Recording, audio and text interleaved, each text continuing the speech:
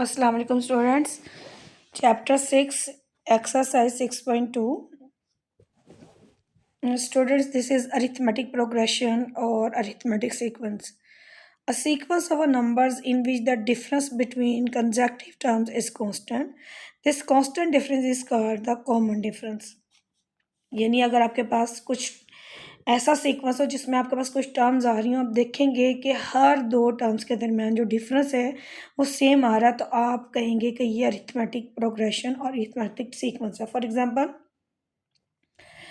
2 4 6। अब अगर आप गौर करें कि 2 के बाद 4 कैसे आ रहा है। अच्छा स्टूडेंट्स, जो सीक्वेंस की टर्म्स होते हैं ना, स्मॉल ए के जरिए हम शो करते हैं, जो कि यानी A1 से मुराद होती है, जैसे मैंने छोटे छोटे यहाँ लिखा है।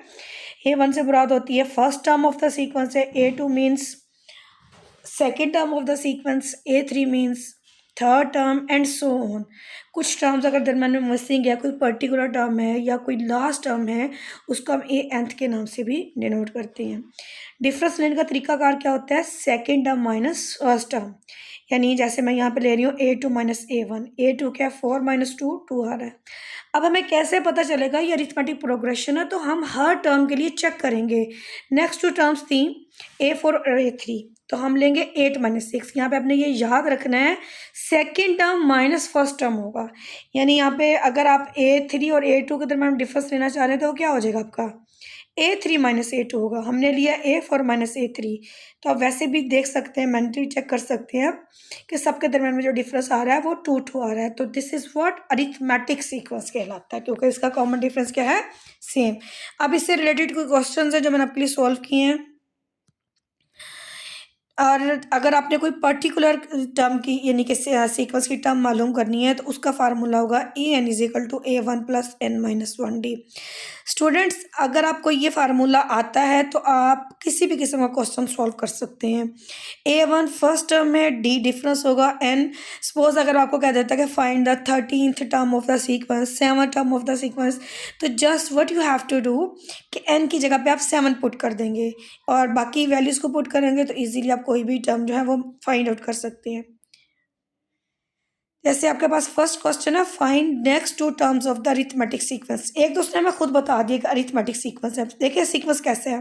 फर्स्ट टर्म आपके पास 5 है, नेक्स्ट टर्म है 5 प्लस अंडर रूट 2 है, फिर है जी 5 प्लस 2 अंडर रूट 2 है, एंड सो ऑन, ये चला आ रहा है। बाकी हमने जो खुद हैं वो टर्म्स जो है फाइंड आउट करनी है। इसी तरह से हमने नाम दे लिए इसको। A1 हमारे पास 5 है, A2 5 प्लस अंडर 2 है, तो डिफरेंस के लिए क्या करेंगे? As I have discussed earlier, difference is equal to A2 minus A1। 5 5 से कैंसिल हो रहा है और अंडर 2 2 आ रहा है। अब बेटा 3 टर्म्स हमारे पास हैं, तो अगर मुझे 4 टर्म मालूम कर रहे हैं तो सिंपल वे क्या होगा कि मैं जो हमारे पास थर्ड टर्म है उसको हम जो D हमारे पास है उसको हम ऐड कर देंगे। तो थर्ड टर्म क्या थी? 5 प्लस 2 अंडर रूट 2, इसमें हमने D ऐड कर दिया। तो सिर्फ अंडर रूट वाली टर्म्स ही ऐड हो सकती हैं, तो 2 plus 1 under root 2 that is 3 under root 2। तो हमारी फोर्थ टर्म होगी 5 plus 3 under root 2। Similarly fifth term के लिए हम करेंगे A4 प्लस D, तो वो भी आपके सामने ये कैलकुलेट कर दिया मैंने। 3 प्लस 1 4 अंडर रूट 2 है। तो इस तरह से बेटा आप जो है कंसेक्टिव टर्म्स जो है जो फाइंड आउट कर सकते हैं। नेक्स्ट इसका एक क्वेश्चन मैंने, क्वेश्चन नंबर 4 है कि अगर इसके साथ बाकी जो उससे मिलते जुलते क्वेश्चन आप खुद सॉल्व कर सकते हैं। अब ये आपके पास क्वेश्चन है जी, find the indicated term of each of the following.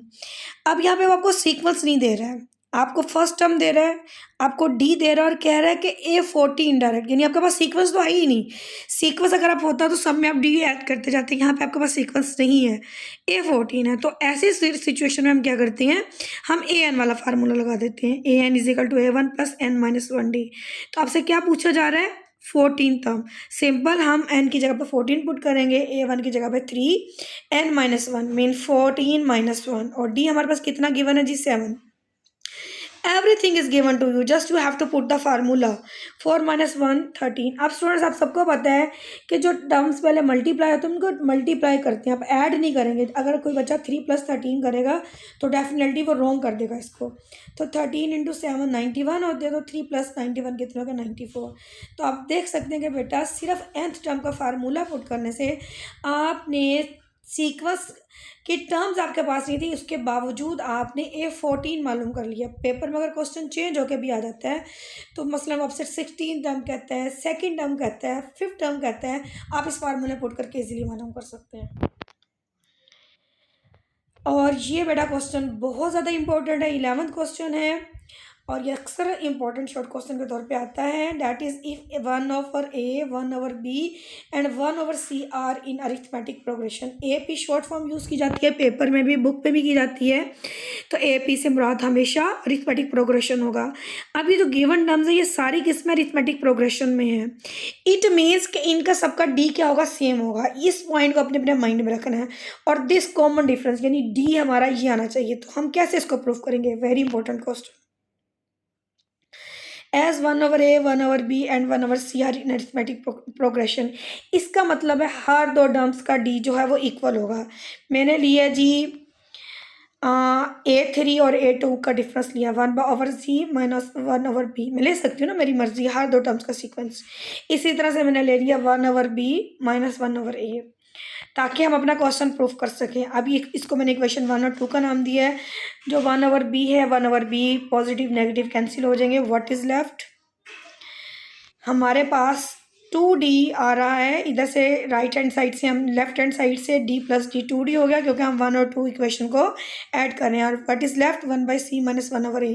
अब बेटा हम इसका LCM लेंगे। LCM आपको पता है AC आ रहा है, C से C कैंसिल हो जाएगा तो A आ रहा है माइनस C। LCM आपको अच्छी तरह से आता है। इधर से जो 2 है वो इधर आके डिवाइड हो जाएगा, और यही हमने प्रूव करना था। और स्टूडेंट्स, उम्मीद है कि आपको बहुत अच्छी तरह से अरिथमेटिक प्रोग्रेशन की समझ आ गई होगी। इसमें से कोई एक आध रेलिवेंट क्वेश्चन अगर आप करना चाहें तो आप इसको कर सकते हैं। कुछ पूछना चाहें तो मुझसे पूछ सकते हैं। और अगर आप जस्ट यही क्वेश्चन भी तैयार कर लें तो आपके लिए काफ़ी है। Thank you students.